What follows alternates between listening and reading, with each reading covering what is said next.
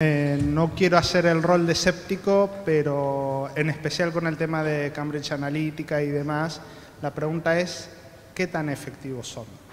¿Por qué? Porque Estados Unidos está polarizado desde mucho antes de Trump.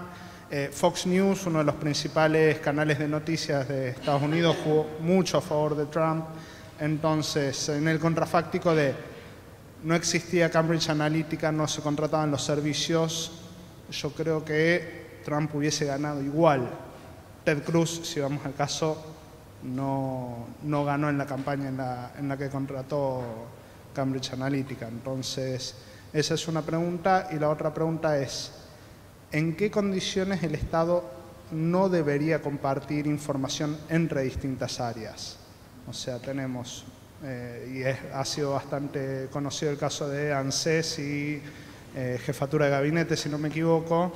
Entonces, si hay algún procedimiento o hay algún tema ya planteado sobre bajo qué circunstancias se debe compartir datos y bajo qué circunstancias no.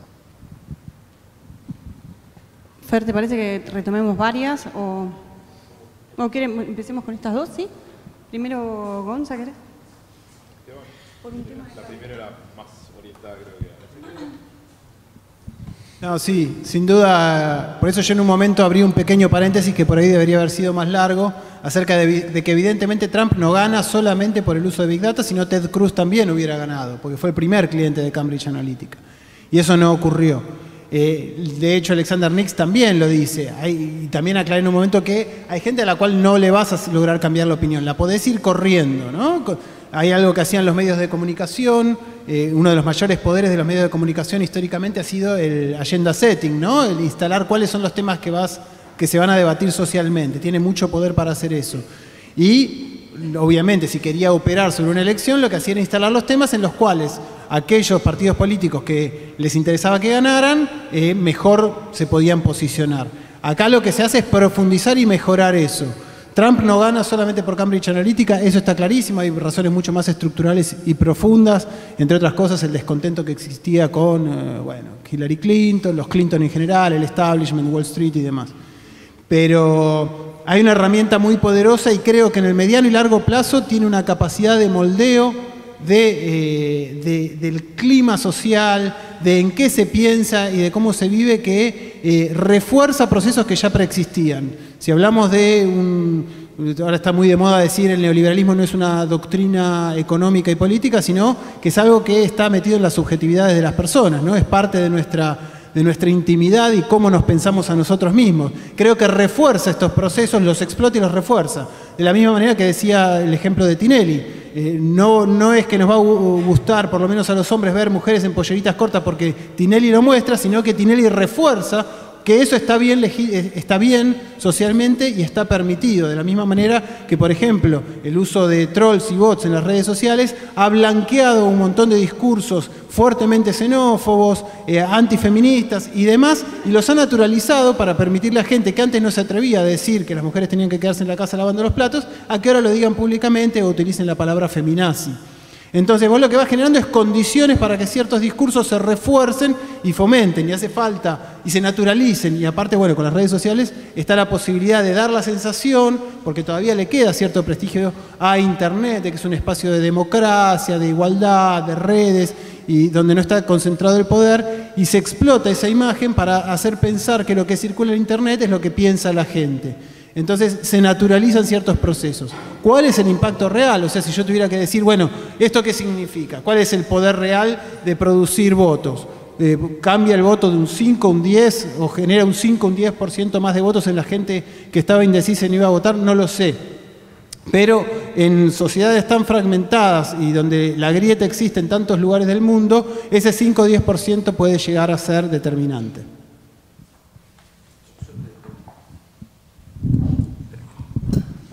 Retomo un poco, si puede ser, ese eje de la conversación. Primero, Cambridge Analytica no es la primera empresa que hace esto, ¿no? Digo, Blue State Digital fue la que trabajó en la campaña 2008 de Obama y hacía exactamente lo mismo. No digo, partamos de la base y acá conozco varias empresas que hacen o que han hecho lo mismo para varios partidos de un lado y del otro de la grieta. No digo, entonces me parece que lo primero importante es reconocer que estas no son prácticas que están solamente de un lado o del otro de la grieta.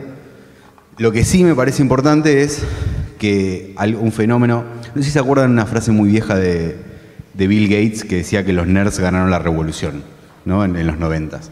Y un poco la forma en la que este tipo de plataformas o medios, o como le quieran decir, reproducen la lógica de los nerds, de los que somos, de los que nos reconocemos como tal, ¿no?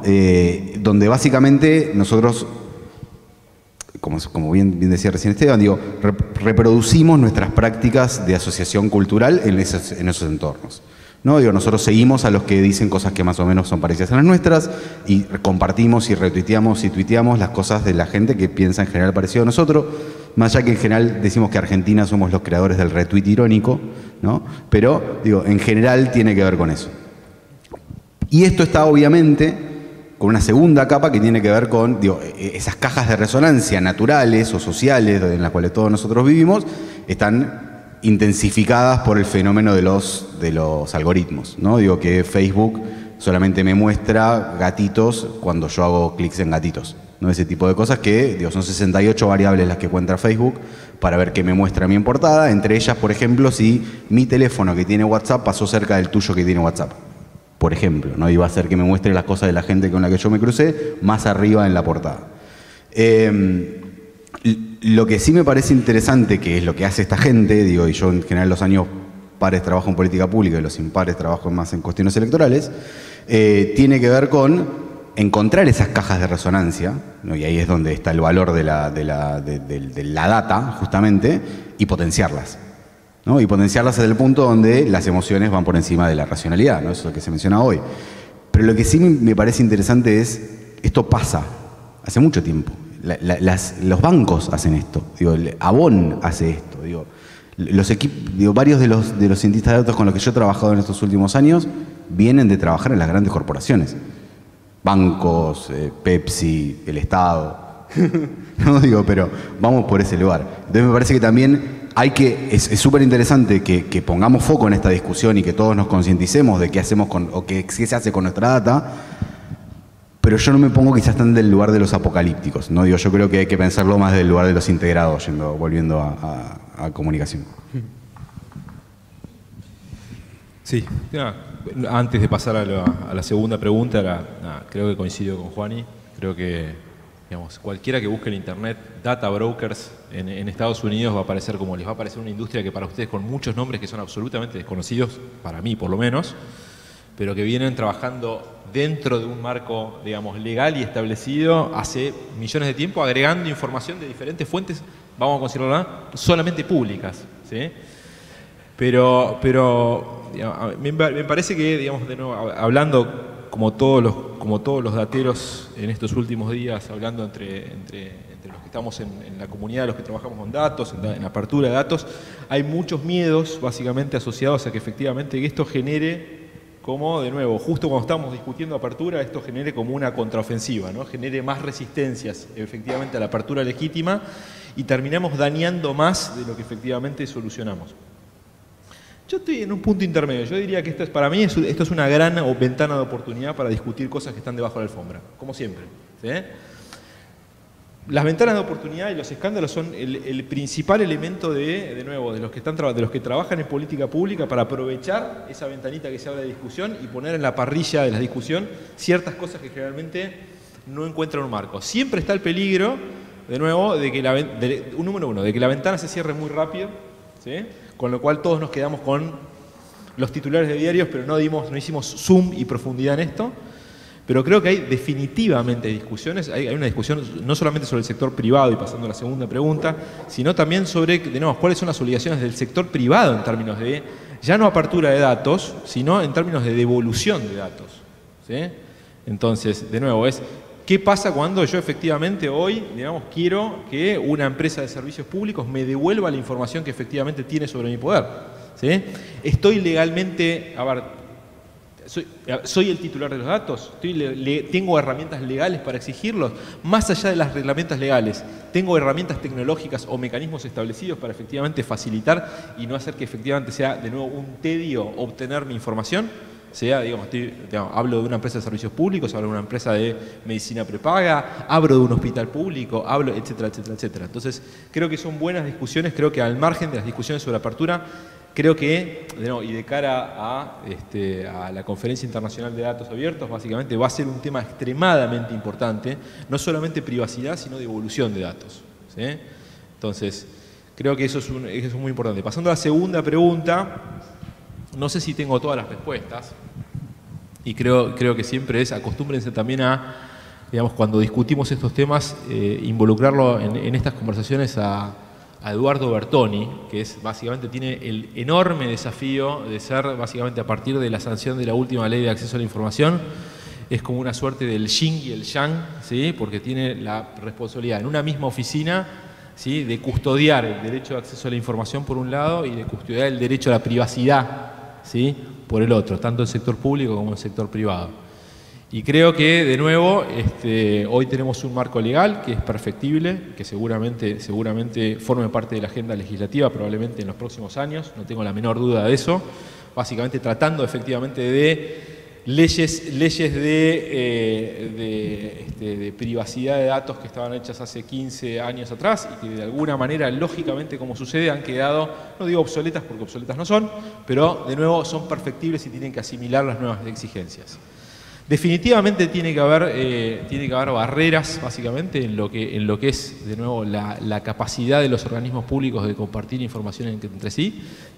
¿Sí? Yo creo que tiene que haber todavía, no hay grandes discusiones con respecto a interpretaciones legales, si se quiere, y de nuevo la Oficina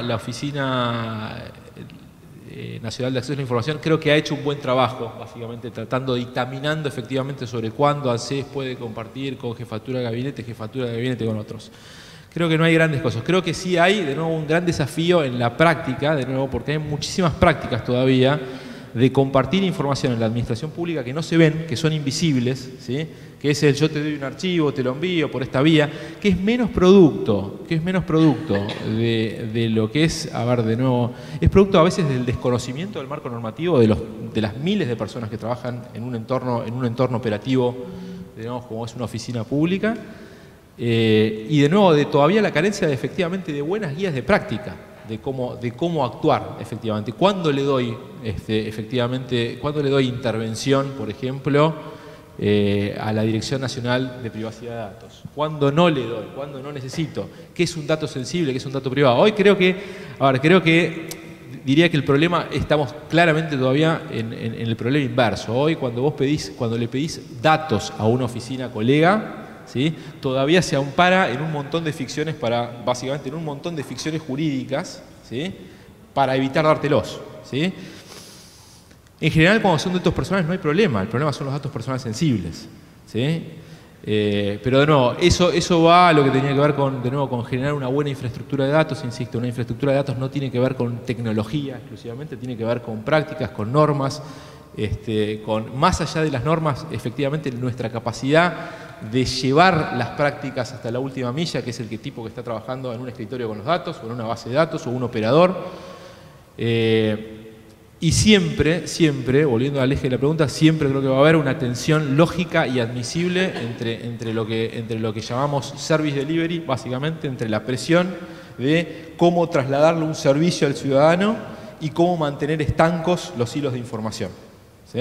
Entonces, por ahí es difícil encontrar un buen ejemplo, pero de nuevo es un problema típico de las políticas públicas, de cuando efectivamente uno hace un programa de política pública, ya sea afectando, por ejemplo, al mercado laboral, cuando está tratando de llevar cierto tipo de capacitación o lo que fuera, es que hay dos conceptos que son difíciles de obtener, que es básicamente generalmente dependés de que alguien se declare en condición de recibir un beneficio, ¿sí?, pero ese alguien que tiene que decir, ok, yo quiero recibir el beneficio, primero cuesta muchísimo que lo sepa que el beneficio existe, ¿sí?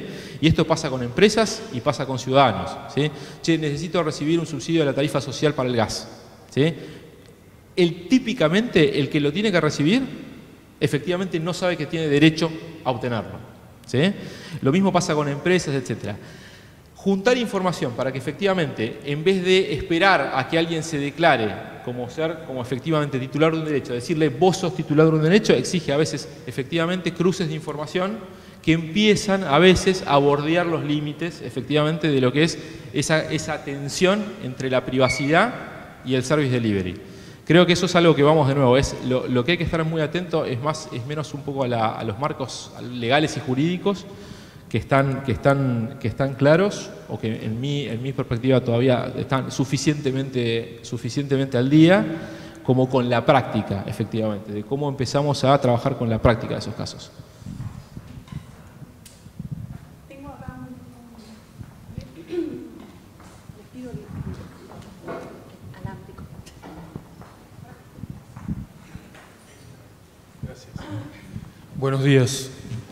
Primero me presento, mi nombre es Néstor Blanco y me desempeño como rector de la Universidad de Flores. Somos una universidad amiga de la UMED, tenemos algunos convenios y tengo amistad personal con algunos de los funcionarios, particularmente con Nicolás, su rector. Y agradezco particularmente a los organizadores haber sido invitado a esta jornada, en la cual me encuentro aprendiendo. Quiero plantear un caso concreto que me toca como rector de una universidad que forma parte de un intento de política pública para ver qué visión pueden tener ustedes, porque yo me encuentro bloqueado particularmente. Las universidades argentinas de cualquier tenor, sean grandes o chicas, sean públicas o privadas, confesionales o no, todas pertenecemos a un ámbito de coordinación estatal que es la Secretaría de Políticas Universitarias. Esta secretaría es una de las pocas secretarías que tiene el Ministerio de Educación y de ahí se administra el presupuesto de las universidades públicas y las normativas aplicables a todo el conjunto de las universidades, esto incluye a las privadas. Uno de los problemas que en los últimos 20 años, desde que existe la actual ley, se viene verificando es que la información es fragmentada, no siempre consistente, no hay continuidad y es de muy difícil recolección y procesamiento. De hecho, esta Secretaría emite anualmente un libraco así, por supuesto está en versión digital también, pero si lo imprimen es así de grueso, de información de todo tipo sobre el sistema universitario argentino. Su última versión es del 2014. O sea que el procesamiento del Estado respecto de la información que las universidades le proveen, distribuirla y reorganizarla en las categorías que este informe anual da, tiene como mínimo un atraso de 4 años. 4 años para cierta evolución de la población escolarizada en las universidades, de los avances disciplinares de conocimiento, de los proyectos de investigación, de las proporciones de docentes y alumnos, de las categorizaciones de los docentes investigadores, de qué sé yo, la cantidad de información que hay ahí. 4 años realmente es un abismo. Por lo tanto, ahí las actuales autoridades detectaron un problema y tienen la sana intención de generar política pública. Política pública ampliando el registro de información, haciéndolo más sutil, más específico y de algún modo, a mi modo de interpretar, matizándolo. Sobre software existentes a los que todas las universidades estamos obligados y que pertenecen a un sistema de información universitario nacional, que suelen tener cada uno de los sistemas o subsistemas nombres de pueblos aborígenes. Hay uno, el particular, el araucano, que registra todo lo que le sucede a un alumno. Esto de todo es realmente una expresión de deseo, porque registra la evolución cuantitativa del alumno en un plan de estudios, su inscripción o no. El intento de política pública es establecer estadísticas y poder establecer una mirada dinámica sobre lo que le viene pasando al sistema y hacia dónde puede evolucionar y dónde entonces apalancar con dinero o con lo que haga falta, a partir de una información mucho más rica. Por eso es que la Secretaría nos exige a las universidades que hagamos lo que han denominado así fácilmente el araucano nominal. Esto es, por cada alumno, además de sus datos académicos, hay que poner una radiografía completa de su vida social, de su situación parental, de sus situaciones laborales, anteriores, expectativas. Bueno, una cosa bastante sofisticada e interesante. Desde un punto de vista, yo como rector dije, qué bueno. Es esperable que no solamente actualicen las estadísticas, sino que además puedan establecer políticas y podamos ver mejor el sistema. y por otro lado que además se genere transparencia sobre ciertas prácticas no del todo ortodoxas que tenemos las que gestionamos universidades. En las universidades privadas se suele inflar por razones de mercado la capacidad de matrícula que tenemos, y en las públicas se suele recontrainflar por problema presupuestario, porque uno de los algoritmos con los cuales se distribuye anualmente el presupuesto de las públicas cuantifica la cantidad de alumnos. Si yo tengo que... Una cosa es inventar un alumno, otra cosa es tener que poner DNI, bla, bla, bla, etc. Y estas son viejas prácticas. Yo quise responder, pero el departamento de legales de mi universidad me lo inhibió. Por lo tanto, yo estoy ahora en un pequeño conflicto frente a la Secretaría, frente al Estado, que intenta, con mi institución, generar política pública, y yo estoy atado de mano porque no sé si es una argucia legal, si es un fantasma legal o qué, pero objetivamente está. Y por otro lado se da una cuestión ética difícil de entender, porque el departamento de legales me dice esto no se informa al Estado, el departamento de tesorería me dice esto además no se informa porque nos quieren contar las costillas y saber qué hacemos con el dinero, y finalmente vemos que el comportamiento público de los estudiantes y de los docentes es de brindar fácil y abiertamente información, como decían acá, o sea, ante las redes sociales, ante requerimientos nuestros. Yo tengo muchos datos que me permiten hacer política institucional, pero no puedo trasladarles al Estado esos datos para hacer política pública. Entonces, no es una cosa que me impida el sueño, pero es una suerte de dilema sobre el que no tengo claridad. Quería saber su opinión. Si alguien quiere hacer algún comentario al respecto del dilema. Especialmente en sí, no, bueno, la política pública, la información en la política pública es todo un tema, ¿no? Yo el otro día le compartí a Fer justamente en documentos que escribimos desde ILDA sobre los datos en el contexto universitario y las políticas de apertura de datos a nivel universitario, que de hecho es una discusión que tuve con Dania Tabela, la Secretaria de Políticas Universitarias, precisamente. Y esto un poco tiene que ver con lo que planteaba Gonzalo recién antes, de que hay límites a veces borrosos por más de que la ley sea clara. Porque de nuevo, ahí, a ver, cualquiera de nosotros que tenga agendado en su teléfono el nombre de alguien, por ejemplo, ¿no?, con alguna asociación a su militancia política, digo, es un dato sensible. Si yo ese dato lo bajo, estoy cometiendo un ilícito. Digo, si yo tuviera un backup, ¿no?, donde yo tengo agendado el nombre de alguien asociado al partido político que es, ese es un dato sensible. Lo mismo datos de salud, por ejemplo, ¿no? Si yo tuviera asociado el nombre de alguien con alguna enfermedad y eso lo bajo y lo tengo en una base de datos, no podría tenerlo. Entonces ahí hay lugares que son raros. Deberías declararlo, ¿no? Es que no. En realidad debería subirlo debería registrar la base dentro de la Dirección Nacional de Protección de Datos Personales, que ya no es más, y ahora es la Agencia de Acceso a la Información Pública y de Protección de Datos Personales, y tener registrado ese dato y tener de alguna forma mecanismos de anonimización si lo quiero utilizar en otro lugar, ¿no? Que ese me parece que es el punto de la discusión donde vos podés avanzar. Necesitas herramientas que te permitan a vos separar parte del dato que es lo personal de los datos estadísticos o los que tienen fines estadísticos. Y eso son técnicas de anonimización. El problema es que en general esas técnicas de anonimización, los que las saben hacer también las saben deshacer, ¿no? Digo, y ahí entramos en un lugar también complejo, y esto yo lo he discutido mucho con la gente, por ejemplo, de Fundación Huésped, ¿no?, que trabaja con datos, hace análisis estadístico de datos complejos que tienen que ver con el devenir de los procesos de salud, de un tipo de enfermedades específicas, que esas bases de datos son súper sensibles. Y entonces para poder trabajarlas, en realidad, más allá del que genera el dato, el doctor, el médico, si otra persona de la organización lo quiere trabajar, también deberían protegerse ese tipo de direccionamiento entre los datos que yo estoy analizando y una persona. Bueno, ahí hay técnicas que recién estaba viendo el grupo en el que estamos varios de los que estamos acá en Telegram, que es de usuarios de datos, que estábamos discutiendo lo mismo respecto de datos de tema sistema carcelario, ¿no? Esa misma discusión estaba pasando ahora, entre algunos que están acá, de hecho. No es que no se puede, hay técnicas. En general el problema es que están divididas las conversaciones técnicas legales de las conversaciones técnicas de datos.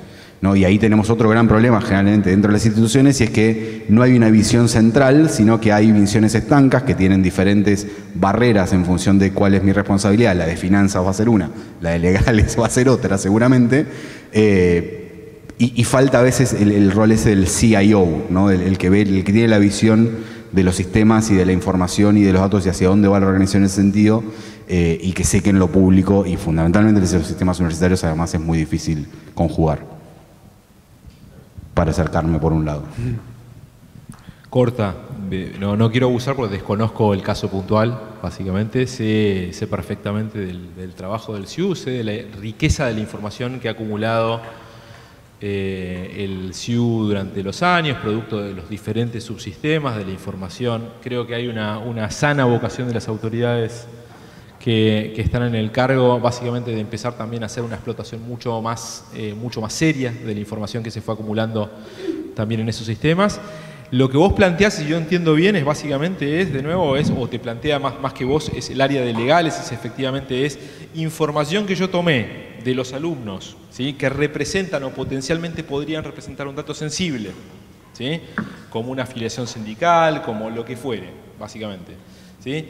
Que yo tome en confianza a los alumnos y el Estado exige que básicamente yo lo comparta con ellos, ¿sí?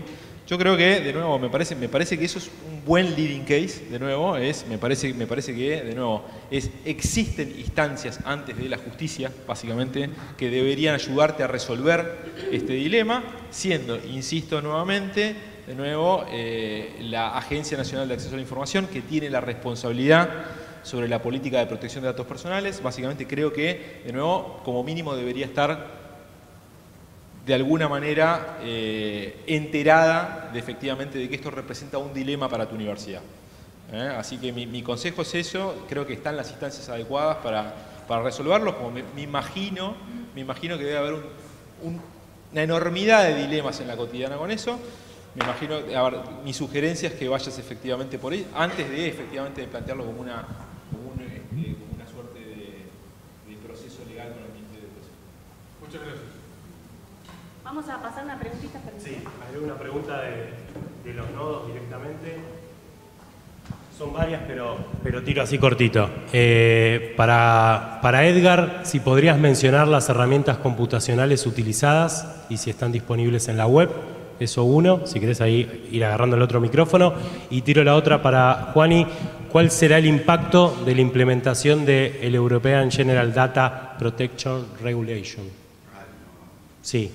Eso, y después tengo, si quieren arranquen por ahí, tengo un comentario mucho más largo de la Universidad de Córdoba. Bien, el mío es bastante corto. Todos trabajamos con open source, son todas herramientas gratuitas. De hecho, en este caso, en todos los casos de Python y paquetes libres como sklearn o Gensim. Eso. Perfecto, listo. Juani, todo tuyo. Sí, la verdad que no la leí, si te digo te miento, así que recién estaba leyendo de hecho un par de comentarios antes de entrar para acá de que eso va a modificar algunos procesos, pero la verdad que no lo vi todavía. De hecho, Javiera Atenas estuvo del equipo nuestro de ITLA, estuvo la semana pasada en Bruselas, justamente en la conferencia esa, dando esa discusión, pero no nos pasó todavía el brief, así que no voy a mentir. Perfecto, muchas gracias por la sinceridad. Es lindo escuchar, no sé, no lo leí en estos espacios. Agrego, sí, ahora leo el único comentario largo que aceptamos. Le pedimos a todos que hagan preguntas más cortas y concretas del nodo de la Facultad de Filosofía y Humanidades de la Universidad Nacional de Córdoba. Como lo pueden ver ahí, es más que una pregunta, es una preocupación por lo que significaría la publicación de los datos primarios de los tipos de investigación de carácter socioantropológico, cualitativos, con los que trabaja gran parte de los investigadores en educación, en antropología, historia oral y otras disciplinas de nuestra facultad. Gran parte de los datos primarios de las ciencias sociales los constituyen registros de información sobre personas obtenidas bajo acuerdos de confidencialidad. Estoy refiriéndome fundamentalmente a las entrevistas y observaciones etnográficas. Estos datos además están protegidos por la Ley de Protección de Datos Personales. La práctica de anonimizar, es decir, cambiar nombres y pistas, es lo que habitualmente garantiza en las publicaciones de resultados cumplir tanto con la ley como con el acuerdo con nuestros entrevistados y observados. Sin embargo, creo que es una tarea ciclópea hacerlo sobre la totalidad de datos primarios. Al mismo tiempo, el trabajo necesario para garantizar el anonimato en datos primarios requeriría de la eliminación de datos contextuales y pistas que finalmente podrán terminar con tergiversaciones en su reutilización. Es decir, si en este tipo de datos primarios sacamos los elementos que directa o indirectamente permitan identificar a las personas y sus datos sensibles, hacemos de estos datos primarios un esqueleto pobre, fragmentado y con poca posibilidad de interpretarse adecuadamente, y corremos alto riesgo de que sean incorrectamente reutilizados. Mi pregunta sería, finalmente, ¿qué ideas hay al respecto? Marcela Pacheco, profesora de Metodología de la Investigación Educativa, Universidad Nacional de Córdoba. ¿Alguien? Perfecto. Lo que agregaría acá al comentario de Marcela, sé que la Universidad Nacional de Córdoba, puntualmente la OCA, Alejandra, está trabajando en una política de datos respecto a la universidad, en sintonía con la ley 26.899. Seguramente, creo que estas cuestiones están contempladas, sobre todo surgen y van a estar contempladas y tienen que estar declaradas en un paso previo que se pide al momento de compartir datos de investigación, que es el plan de gestión de datos. Uno, antes de compartir los datos, los datasets concretos, al momento o de pedir financiamiento o años después, 1 o 2 años después, tiene que presentar un plan de gestión de datos donde declara cómo va a ser estas cuestiones de cuidado de datos personales, de anonimización, esos procesos y todo. Pero eso es lo único que puedo agregar. Sí, por favor. Yo no lo dije, pero yo soy antropóloga de formación primaria, digamos. Y todo lo que queda por fuera, digamos, si sacamos el contexto de esos datos, como bien decía la docente, pierde mucho sentido, digamos, el conocimiento que se genera a partir de eso. Pero también tenemos un defecto. Yo soy un poco antropóloga disidente, después yo me dediqué un poco más a la FSOC. Y la verdad es que si nosotros solamente promovemos o proveemos permanentemente datos, cuando el dato se pone a disposición siempre, o cuando en antropología decimos, digamos, cuando lo que hacemos es mostrar cómo son las cosas sin analizarlas, corremos el riesgo de que otro ponga el análisis, de que otro ponga la teoría, de que otro ponga la perspectiva, ¿sí? Entonces, el antropólogo muchas veces hace mucho trabajo de campo, recupera mucha información, distribuye mucho de esos conceptos sin darse cuenta, porque siempre hay teoría cuando uno se acerca al campo. Pero lo que está atrás de esta discusión, que lo hablamos mucho nosotros en el Centro de Investigación, en el CIECTI, es que esa normativa que hay sobre acceso abierto y la ley que tiene que ver con los datos abiertos de la ciencia impacta de una manera distinta, depende de la disciplina, porque los datos se valorizan de una manera distinta. ¿Perdón? No solamente lo quali, sino aunque no sea cualitativo, digamos, no valoriza lo mismo. No sé, datos que están pensados desde la industria farmacéutica que desde la sociología. No valorizan lo mismo y pasa muchas veces, le pasó a muchas universidades nacionales, esta idea de la innovación ciega, de que muchas patentes que están afuera, digamos, están sostenidas por papers que ni se enteraron que estaban siendo citados, ¿no? Entonces, ese es un verdadero dilema de la apertura de datos, en la que yo estoy totalmente de acuerdo, por convicción y por un montón de otros argumentos, pero que hay que resolver de una manera clave que permita tal vez una generación de un tipo de gobernanza en donde todos más o menos, en esta lógica que decía Gonzalo, de muchas veces consensuar y reparar hasta dónde se llega con cada cosa, se llegue a un verdadero acuerdo, que no funciona de igual forma en todas las disciplinas, ¿no? No tengo respuesta para eso, antes de que levanten la mano.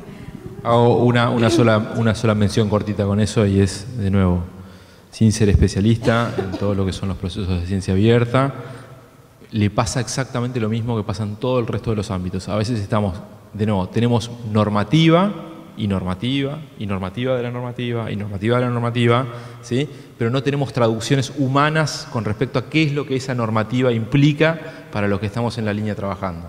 Entonces creo que el esfuerzo, digamos, a veces ponemos demasiado esfuerzo en discutir leyes que después en la práctica no pasa absolutamente nada, porque nadie sabe interpretarlas, ¿sí?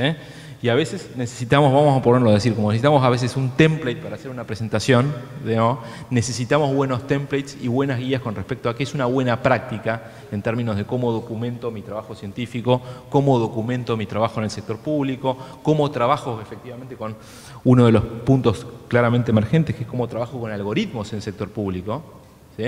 De nuevo, cómo tengo que empezar a documentar, ya no solamente a pensar en el dato y en la apertura del dato, sino en la apertura efectivamente de los algoritmos, ¿sí?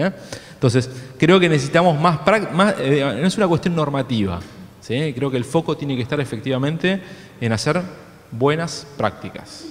Y agrego, ya para hacer cualquier cosa, agrego que las prácticas en las universidades, y es uno de los temas que después queríamos retomar en alguna metodología que les vamos a proponer que sigan después en sus nodos y eventualmente los que quieran en algún lugarcito de esta universidad. Las prácticas son una dimensión de los datos, porque no alcanza, como decís vos, con la tecnología o con la infraestructura tecnológica, con la normativa, porque después están las prácticas. Los científicos quieren o no quieren abrir sus datos. Las oficinas de gobierno quieren o no quieren compartir sus datos. ¿Por qué no quieren? Eso está poco explorado en materia de análisis académico, de investigaciones. ¿Qué es lo que realmente pasa en las prácticas adentro de esas instituciones y de estos organismos? ¿No? Sí, espera que tenía alguien atrás. Tuyo. Tengo acá después de Néstor a Mariana.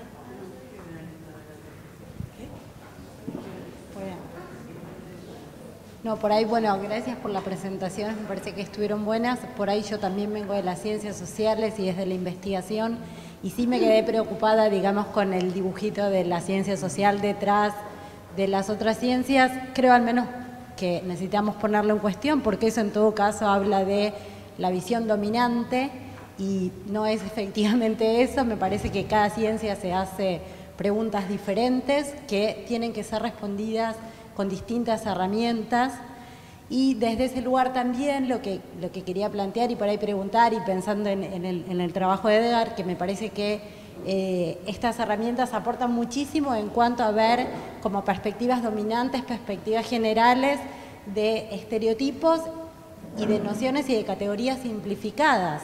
Sin embargo, si nosotros queremos mirar las resistencias, los cambios, los conflictos, no los vamos a encontrar en los subtítulos en inglés de películas, pero no estoy, digamos, menospreciando, estoy diciendo, bueno, necesitamos, digamos, otras herramientas o necesitamos dialogar con otras. Creo que las preocupaciones desde la antropología venían, digamos, también en esa línea. O sea, ¿cómo hacemos para que estas herramientas permitan también ver eso? Porque, digamos, si no, la noción de cultura o de estereotipo quedan empobrecidas, o queda esa visión dominante, estereotipada de la ciencia social sin poder decir nada, cuando en realidad no poder hacer un algoritmo, no poder resolver una ecuación, no significa que la ciencia social no tenga un aporte, y que las preguntas que se hacen tienen que ver precisamente con estas cuestiones últimas que planteaste, que son las fundamentales. Yo no sé si abrir información, mostrar datos para cualquier fin, ¿por qué las empresas acceden a los datos y no las organizaciones sociales o los propios investigadores? Porque a mí en mi investigación, no sé si a otros les pasó, me resulta imposible acceder a un montón de información a la que me vendría muy bien acceder para poder explicar mejor algunos procesos. Entonces, por ahí poner en debate eso e invitar también esto a, bueno, cómo podemos efectivamente dialogar y efectivamente trabajar juntos para que eso dé resultados más ricos y no datos o conclusiones que refuercen las perspectivas dominantes que son las que ya conocemos, digamos. ¿Quieren hacer algún comentario? En principio los datos, sí. Sí, por ahí en la imagen esa polémica del final, no desconozco o no intentaba desconocer que evidentemente existen tramas de poder y existe un marco teórico ideológico en el uso particular que se hace desde el Big Data, ¿no? En el caso de las redes sociales que estaba ejemplificando. Hay un uso muy bilardista, ¿no? De decir, bueno, yo quiero lograr esto y tocando acá y acá voy a lograr hacerlo. Y muchas veces los algoritmos lo que permiten es ver qué es lo que hay, no lo que podría haber. Y ahí es donde hace falta una mirada crítica, una mirada que revele cuáles son las estructuras de poder muchas veces subyacentes o invisibilizadas. Y es una tarea difícil, también es una tarea difícil ir corriendo de atrás. Creo que lo que hace falta es una comprensión profunda de cómo funcionan estos mecanismos y que estos algoritmos en realidad ahora están muy puestos en función de ganar unas elecciones, vender más productos, ganar más dinero, pero también pueden ser explotados desde las ciencias sociales para hacer una mirada crítica sobre la sociedad y que sea enriquecedora y que ofrezca alternativas, si no solamente hacemos seguidismo de aquello que nos propone, y justamente lo que se trata es de proponer otra cosa distinta.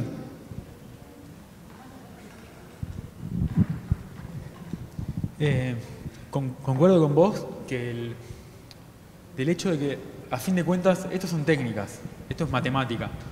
Y atrás de cada trabajo de investigación, primero vienen las hipótesis, lo que uno quiere testear y el conocimiento del área donde estamos. Y ahí es donde se necesita el diálogo interdisciplinario. Sin la interdisciplina en este tipo de trabajos, queda todo bastante vacío. Entonces, está bueno, y una parte de mi presencia acá también quiero fomentar el diálogo entre los sociales que nos vengan a presentar sus necesidades, sus requerimientos y ver si podemos innovar en las herramientas técnicas que le permitan cuantificar las cosas que ustedes necesitan o quieren testear. Entonces, eso. Ya que estamos, ¿no? Ya que estamos acá. Hay un autor que me parece súper interesante, ya Lev Manovich, que es un ruso, que es súper interesante y que discute mucho de esto, y él lleva esta discusión justamente de la antropología cultural, ¿no? Un poco lo del culturomics, digo, que le pone otro nombre, pero va por ese lugar. Y una de las cosas que él plantea es justamente, y hay toda otra corriente de Franco Moretti, los que hablan de lectura distante, ¿no? de un montón de otros autores, quizás más de una escuela italiana, pero que hablan de cómo hoy tenemos la capacidad de analizar cuantitativamente grandes fenómenos, cosa que antes no pasaba. No, digo, hoy podemos evaluar 15 millones de libros en un solo análisis, cosa que antes, yo hago análisis del discurso, ¿no? Yo vengo también de ese lugar con esas mismas inquietudes, justamente. Y entonces, lo interesante es cómo estas nuevas herramientas, ¿no? Digo, acá tenemos a Javier que trabajaba en estos temas también en Estados Unidos, en Nueva York, ¿no? En el tema de los análisis culturales a gran escala. Lo que no significa que me parece que lo importante es repensar las preguntas. No digo, como cambiaron las técnicas y como cambiaron las herramientas que tenemos para hacer investigación, creo que también tenemos que cambiar la forma en la que hacemos las preguntas, ¿no? Y quizás ponderar los subtítulos además por cantidad de vistas que tuvo la película, ¿no? Digo, y ahí quizás le agregamos otra dimensión más que nos permite darle relevancia, ¿no? Yo veía eso y pensaba en la película ahora de Mujer Maravilla, ¿no? Digo, cómo cambia el rol de la heroína, digo, pero es una película, ¿no? Que da discusiones o que permite dar discusiones. Pero me parece que eso, digo, la aparición de esta combinación multidisciplinaria entre los que codean y los que quizás complejizamos las problemáticas sociales o culturales, nos obligan a los dos a repensar la forma en que hacemos las preguntas, ¿no? Que es un poco el desafío. Quiero agregar que en nuestro trabajo de investigación primero creamos la herramienta con idea de analizar distintas cosas y nos focalizamos en este estereotipo particular. Por el fondo esto permite hacer cualquier tipo de análisis. Digamos, no lo mostré, pero jugando, si uno pone en vez de pronombres masculinos femeninos, pone apellidos latinos y apellidos estadounidenses, uno empieza a analizar cómo nos ven a los latinos, cómo nos muestran a los latinos desde el cine, o si ponemos nombres de países, empiezas a analizar cuáles son los estereotipos de los distintos países que nos va mostrando el cine, y quizás hasta eso se pueda cruzar con, no sé, información geopolítica o lo de los latinos que se podría... Bueno, ahí es donde me quedo corto y me cuesta seguir avanzando porque es trabajo de computador y ahí necesitamos este tipo de diálogos. Espero prontamente, en este momento estamos trabajando para ver si generamos un acceso web de esto para que todos puedan utilizarlo. No, mi llamado ahí es, y volviendo sobre el gráfico ese que usaste básicamente, a ver, los de ciencias sociales somos como el perrito faldero de la gente de cosas. La provocación es muy buena, ¿sí? La tenemos que tener muy en cuenta, pero de nuevo, yo si volviera a nacer en este momento, creo que es el momento más apasionante de la historia para hacer ciencia social. Lo digo así, vengo de ciencia social, elegí como mi profesión primaria ciencia política, trabajé desde el principio con gente que venía del palo de la economía, que venía del palo de la sociología, en el ámbito de la FSOC, etcétera, etcétera. Pero yo creo que, de nuevo, si tuviera que volver a elegir, volvería a elegir. No es que ahora, me convertiría en programador, ¿sí? De lo que tengo mucha más claridad es de que no hay mejor equipo que efectivamente el equipo que te pueda efectivamente combinar diferentes técnicas para contestar preguntas que, como dice Juan, y también van cambiando en su naturaleza, ¿sí? Entonces, no sería bueno que reproduzcamos como una suerte de eterno River Boca inútil entre la ciencia social y las ciencias duras. Son ciencias, punta, ¿sí? Hay preguntas, punto, ¿sí? Hay formas de responder, punto, ¿sí? Pero creo que si lo que he aprendido enormemente trabajando con colegas de ciencias duras, de ciencias blandas, de ciencias semiblandas, semiduras o lo que quiera, digamos, de nuevo es claramente se trabaja en equipo. Es muy difícil desde una sola disciplina y con un solo set de herramientas hoy responder adecuadamente una pregunta. Tanto si venís desde ciencia de datos como si venís de la sociología o de la ciencia política. Nada, eso. Agrego un comentario que me voy a quedar por acá. Me quedo acá. Está embrujada la red y a Water no lo podemos sacar por ningún medio. Pero bueno, el video y la grabación de él va a quedar, se va a compartir junto al video y la grabación de esto. Solo agrego un comentario, una idea fuerza que él quería reforzar. Sí, sé que no estamos cerrando, ahí hay dos preguntas y acá hay una. Ahora, y Ricardo allá atrás. Proyecto Learn, Water. Para los que quieren, tanto acá como en los distintos nodos, en las universidades nacionales, en centros de investigación y universidades privadas, si quieren empezar a conocer tal vez cómo gestionar sus datos de investigación científico, les recomiendo que entren a la página del proyecto Learn, ponen Learn, LERU, y ahí va a aparecer. Ellos desarrollaron una hoja de ruta, desarrollaron un toolkit con los pasos básicos iniciales para empezar a pensar la gestión de datos en las universidades, y desarrollaron una guía, una biblioguía de gestión de datos, que son esos 3 recursos fundamentales para los que desde las universidades, que ahí veo varios bibliotecarios acá y a través del vidrio, que para empezar a gestionar sus datos de investigación. Vamos a las preguntas. Dale. Hola, mi nombre es Elizabeth Ceneri, soy docente e investigadora de la Facultad de Psicología de la Universidad de Buenos Aires y también soy parte del equipo de profesionales que trabajamos en el Registro Nacional de la Agricultura Familiar en el Ministerio de Agroindustria. Más que una pregunta, soy una social, con lo cual las preguntas tienen que estar enmarcadas en contexto. Sí. Y además soy psicóloga, con lo cual tengo un plus. No, cuando yo escuchaba a Edgardo que me abriste un mundo nuevo, aparte yo claramente no soy una millennial, con lo cual quiero que tomen dimensión de lo que en términos subjetivos significa para gente de nuestra generación que estudiamos mecanografía con la Olivetti en la secundaria, digamos, este mundo cibernético y de datos de los últimos 20, 25 años, ¿no? Entonces, en esta adaptación subjetiva, ¿no? En esta construcción de nuevas subjetividades a partir de estas herramientas, yo hoy te escuchaba y cuando hablabas de digamos, los datos que arrojan a partir de una aplicación, digamos, los estereotipos de género, yo pensaba en ese momento, bueno, el movimiento de académicas feministas sacó en las fines de la década del 50 y de los 60 las mismas conclusiones, ¿no? Entonces ahí inmediatamente me empecé a preguntar algo que después mencionó Esteban y que tiene que ver con el ¿para qué? Porque digo esto, esta misma información que ustedes la deben haber sacado en un lapso de tiempo muy corto, digamos, a este movimiento de académicas le debe haber llevado un buen tiempo poder recopilarlas, ¿no? Entonces inmediatamente vienen dos preguntas, o mejor dicho 3. Digamos, ¿para qué? para quién, ¿sí? ¿No? Y para qué y por qué. Primero por qué, después para qué y después para quién, ¿no?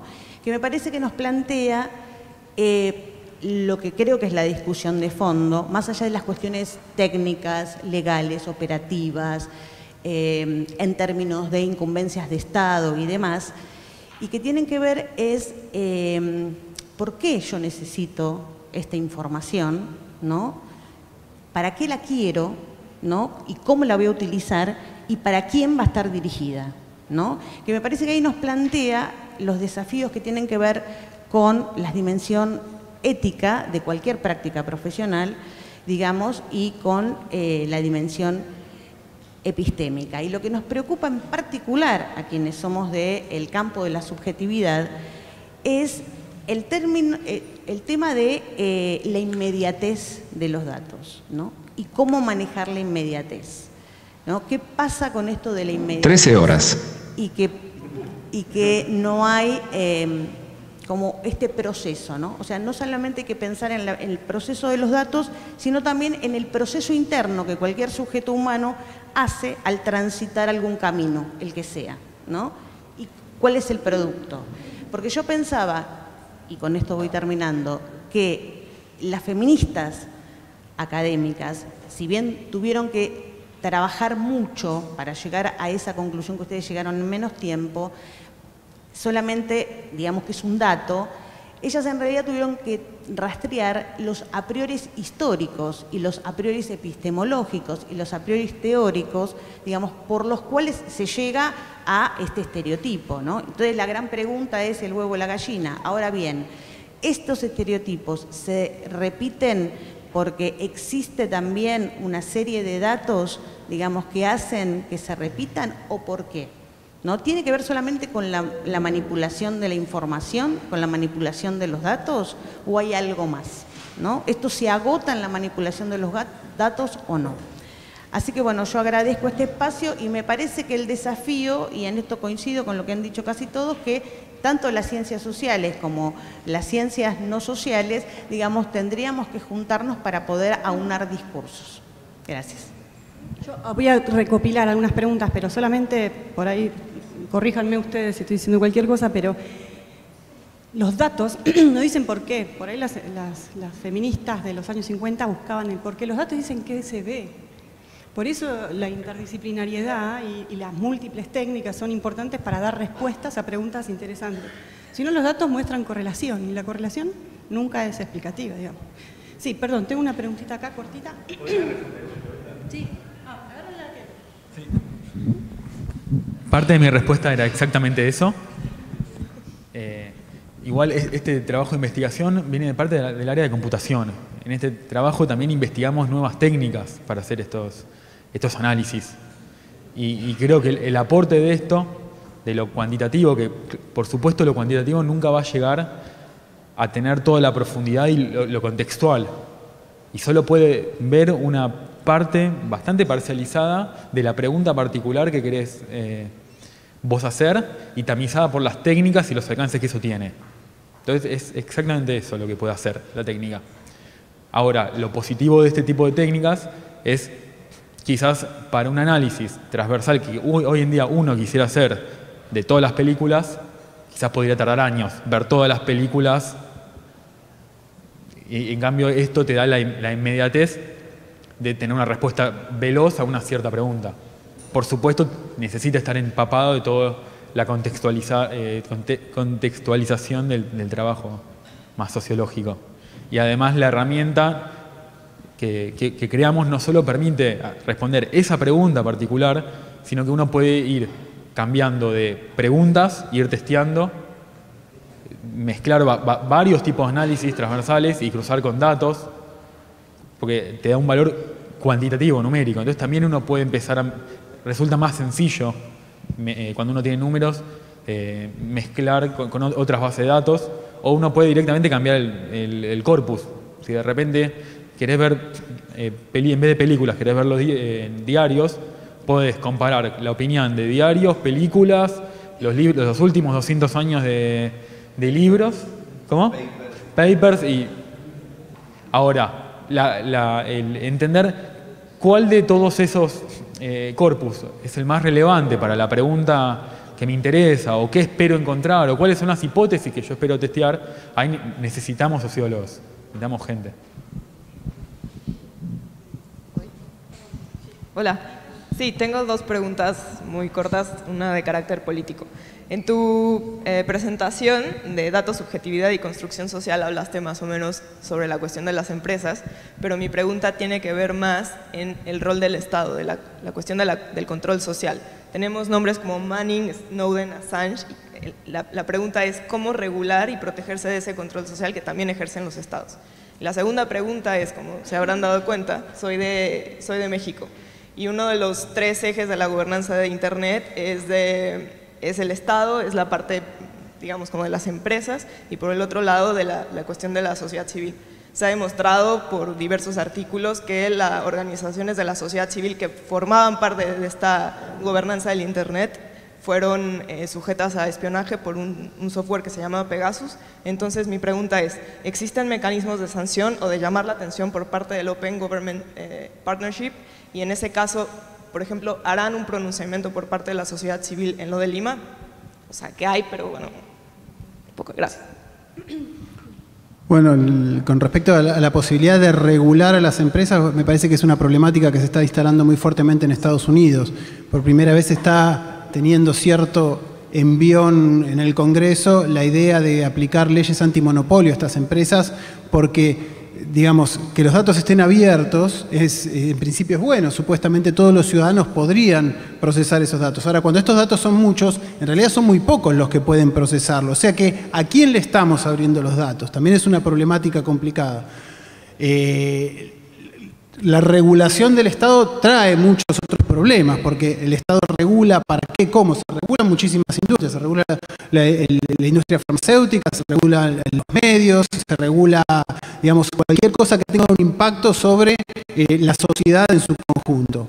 En ese sentido, me parece que de alguna manera lo que se está visualizando es que la forma particular en la cual circulan los datos, o mejor dicho, esos datos sirven para hacer circular determinados tipos de mensajes y manipular a las sociedades, está afectando cosas tan profundas como la democracia.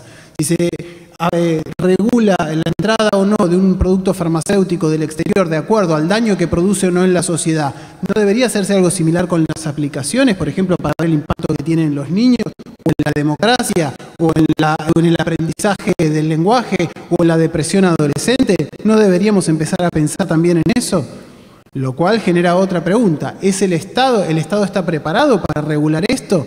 Ya sabemos todos que el Estado tiene serias deficiencias para regular neutralmente o regular de manera objetiva y no atravesado por intereses particulares o intereses de lobby puntuales, pero es de alguna manera lo mejor que tenemos. Con todas las críticas que tenemos, se supone que la democracia en última instancia hace que haya algún grado de control popular sobre ese Estado, que es a su vez el cual supuestamente va a buscar que las cosas funcionen de la mejor manera posible para el conjunto de la sociedad. ¿Hay un sistema mejor? Y yo creo que por ahora sería bueno, digamos, dentro de lo que es el Estado se podría mejorar muchísimo. Creo que es mucho más peligroso dejar a las empresas perseguir su ganancia libremente y sin ningún tipo de limitación, ¿no? Es decir, las consecuencias ambientales, las consecuencias en la salud y demás, por mencionar solo algunas. Creo que con eso planteo un problema, planteo una necesidad, no se resuelve solamente, el Estado está generando mucha desconfianza, lo que pasa es que muchas veces esa desconfianza que se tiene con el Estado se traduce en una libertad mayor para las empresas, que también tiene unas consecuencias que en algunos casos me parece que son aún más graves. ¿Está respondida la pregunta? Tomo específicamente lo de México. Yo estuve cuando fue la cumbre de OGP en México, donde toda la sociedad civil nos paramos justamente en el escenario reclamando, y todavía no sabíamos lo del espionaje, que eso nos enteramos un año y pico después. Específicamente dentro de la Open Government Partnership, la Alianza por el Gobierno Abierto, que es esta instancia a la que mencionás vos, que está conformada por principalmente sociedad civil y gobiernos, aunque se convoca a los privados más allá que no suelen participar. En esa instancia hay un proceso que está activo en este momento de revisión sobre la pertenencia de México a la Alianza, que de hecho está conducida por una argentina, que es María Barón, que es la directora ejecutiva de la Fundación Directorio Legislativo, y ella como parte del Steering Committee, es decir, del comité ejecutivo de OGP, está yendo cada X tiempo a México para justamente para juntarse con la gente de sociedad civil, y yo creo que ya hubo un informe preliminar y creo que están por sacar otro informe para ver si efectivamente, está clarísimo que ese tipo de prácticas son completamente contradictorias con los principios de la Alianza por el Gobierno Abierto. El tema es que no existe un mecanismo de expulsión exactamente, sino que de suspensión. Entonces está viendo si se llega a eso, pero hay un proceso activo muy abierto. De hecho, Juan Manuel Casanueva, que es el director ejecutivo de Social TIC, que es uno de los que más está trabajando en este tema y que es parte de nuestro consejo dentro de ILDA, con lo cual estamos muy vinculados con esa discusión en particular. Pero hay una revisión sobre esto, la incompatibilidad entre la práctica del gobierno y los principios que pretende asumir al entrar a la OGP.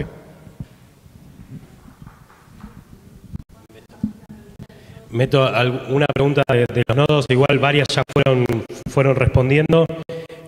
Puntualmente, obviamente, estaban preguntando, disculpen, si para trabajar con datos científicos, esperen que se me acaba de perder, pregunta de Bruno Sarasúa, ¿cómo el gobierno abierto se basa en... Se me está yendo la pregunta en este momento. Se basa en lo general en poner en el centro de toda política pública a la ciudadanía. ¿Cómo contribuye el ejercicio de datos abiertos para este fin? Eso uno.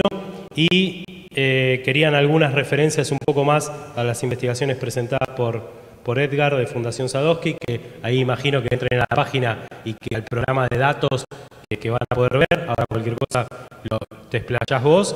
Y hicieron un comentario de Sandra Leiva, del nodo de UNAP, de Chile, de cómo podemos protegernos de estas manipulaciones que hablaba antes Esteban. Estoy pensando en una especie de autoeducación emocional. ¿Lo ve factible? Factible es aprender a proteger nuestros datos personales sensibles, etcétera.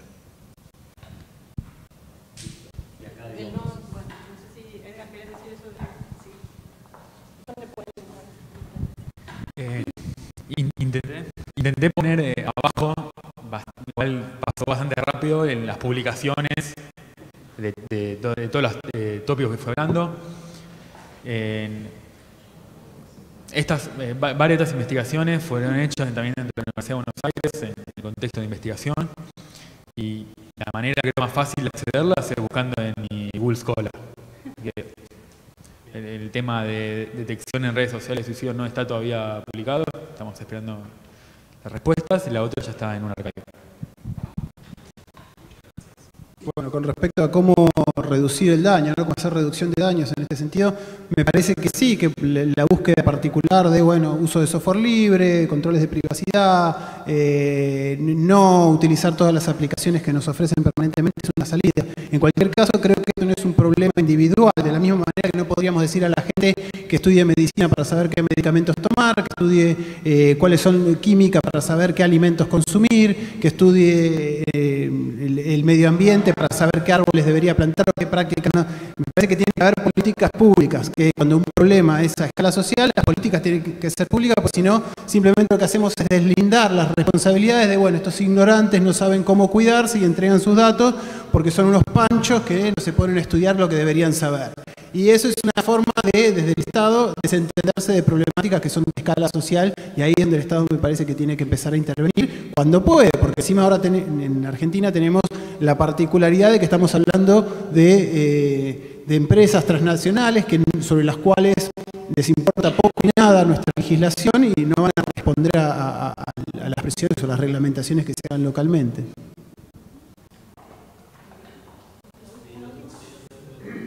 Una última y liberamos más que nada a los expositores también, que deben tener hambre. Mi nombre es Claudia Costre, yo soy antropóloga Agradezco este espacio en el cual podemos discutir este tema, incluyendo las ciencias sociales. Mi tesis de licenciatura fue sobre cambio cultural y conocimientos de las TICs y ahora dirijo un proyecto de revistas digitales de América Latina. Me parece que, y bien lo han comentado ustedes, que Big Data es una excusa para plantear otras cuestiones, entre ellas cuáles son las políticas de conocimiento que se da al Estado y qué lugar le da a las ciencias sociales, ¿verdad?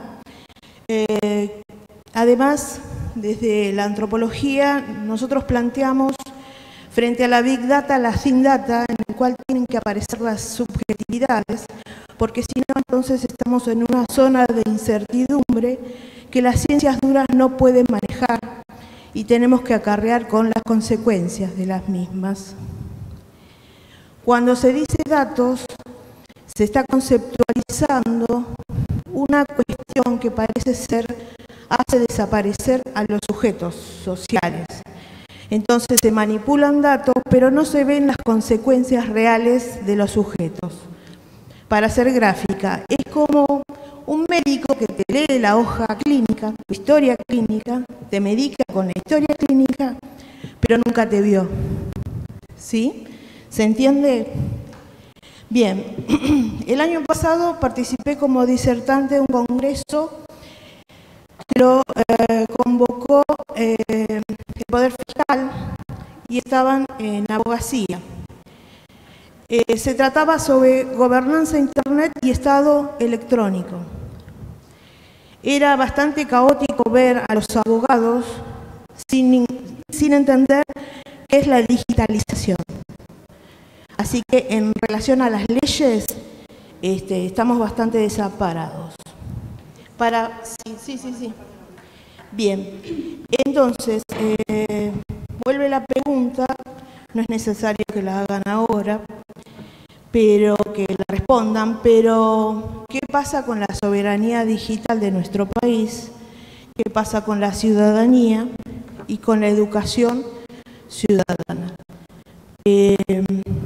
Yo el año pasado llamé a Fundación Sadowski, me dijeron que en ciencias sociales no estaban desarrollando nada y en el área de modernización nos encontramos con gente de modernización que estaba bastante desactualizada en la forma de comunicar qué está haciendo su área.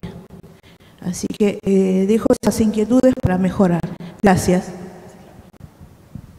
Agrego, si quieren responder breve o algo. Lamentablemente se nos fue de la mano el conversatorio y la guía de trabajo y todo lo que queríamos hacer, por suerte. Ahora a las 13, que ya estamos pasados, está otro evento que nos prestó el espacio porque el espacio nos había quedado chico. Así que si les parece es que nos envíen las preguntas o ahora dejen las preguntas que relevamos. Nosotros nos comprometemos a pasárselas a los expositores, a los especialistas, y aunque sea que referencien con algunos links, porque por ahí responder 20 preguntas es un poco complicado, pero con algunos links que nos pueden referenciar, nos comprometemos a eso si les parece. Por último, y ya cerrando, agradecer mucho a todas las personas que vinieron acá, a todos los que vieron desde sus casas, que anduvimos llegando a los cerca de 300 personas visualizando la conexión. Agradezco a los técnicos que estuvieron ahí muy atentos trabajando todo y a los nodos que fueron parte. A los especialistas, muchas gracias y les pido un aplauso como para cerrar este momento.